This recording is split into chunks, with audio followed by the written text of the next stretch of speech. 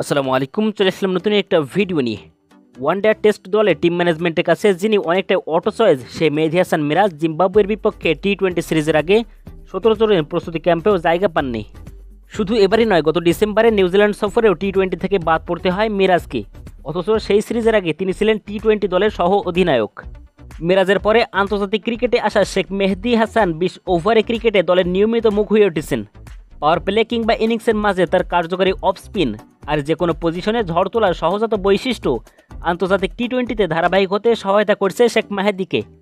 বাংলাদেশ দল এখন পেয়ে গেছে লেগ স্পিনার রিশাদ হোসেনকেও। তিনি ব্যাটিং অর্ডারের নিচের দিকে ঝড় তুলতে পারেন, আর অভিজ্ঞ সাকিব আল হাসান তো আছেনই।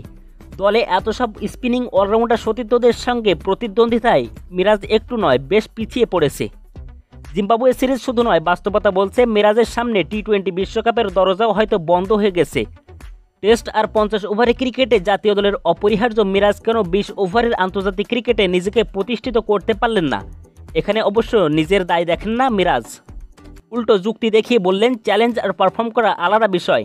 টি-20তে আমি বাদ পড়ার আগেও পারফর্ম করেছি। পরিসংখ্যান দেখুন, বাদ পড়ার 5 ম্যাচ আগেও ম্যান অফ দ্য ম্যাচ হয়েছি 2023 সালের মার্চে ইংল্যান্ডের বিপক্ষে 4 উইকেট নিয়ে। আগামী 2 মাসে বাংলাদেশের ব্যস্ততা শুধু টি-20 ক্রিকেটে, যেহেতু টি-20 বিশ্বকাপ। মিরাজ পেয়ে যাচ্ছেন লম্বা একটা ছুটি, তবে এই বিরতিটা দেখছেন ইতিবাচক দৃষ্টিতেই।